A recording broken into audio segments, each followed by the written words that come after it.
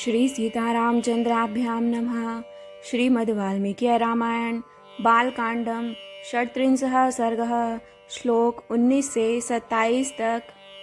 विषय: देवताओं का शिव पार्वती को सुरत क्रीड़ा से निवृत्त करना तथा उमा देवी का देवताओं और पृथ्वी को शाप देना।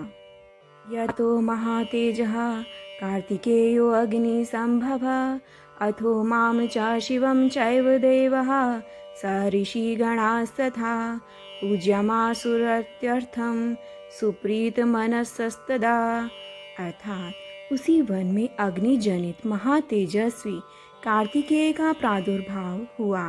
तदनंतर ऋषियों सहित देवताओं ने अत्यंत प्रसन्नचित होकर देवी उमा और भगवान शिव का बड़े भक्तिभाव से पूजन किया।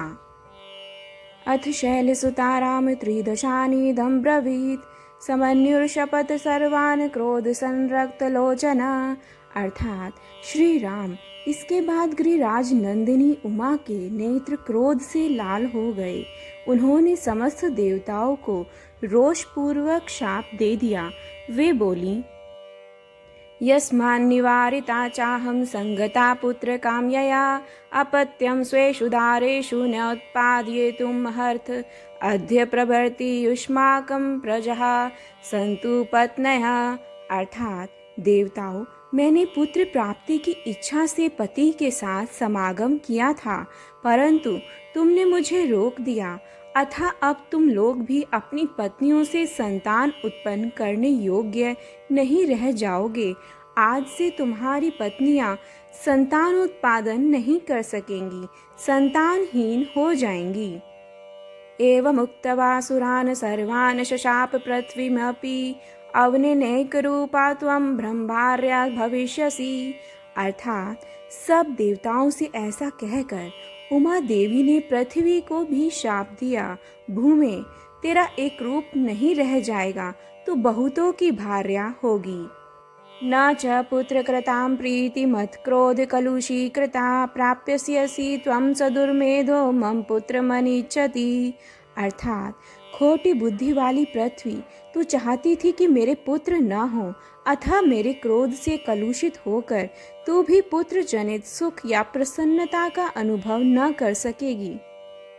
तान सर्वान् पीडितान् दृष्ट्वासुरान् सुरपतिस्तदा गमनायोपचक्राम दिशं वरुण पालिताम्। अर्थात उन सब देवताओं को उमा देवी के शाप से पीड़ित देख देवेश्वर भगवान शिव ने उस समय पश्चिम दिशा की ओर प्रस्थान कर दिया। स गत्वा तप अतिष्ठत् पार्श्वे तस्योत्तरे गिरे हिमवत् प्रभुवे श्रृंगे सह देव्या महेश्वरा। अर्थात वहां से जाकर हिमालय पर्वत के उत्तर भाग में उसी के एक शिखर पर उमा देवी के साथ भगवान महेश्वर तप करने लगे। एष ते विस्तरो राम शैलपुत्रया निवेदितः गंगाया प्रभुवं चैव शृणु मे सह लक्ष्मण।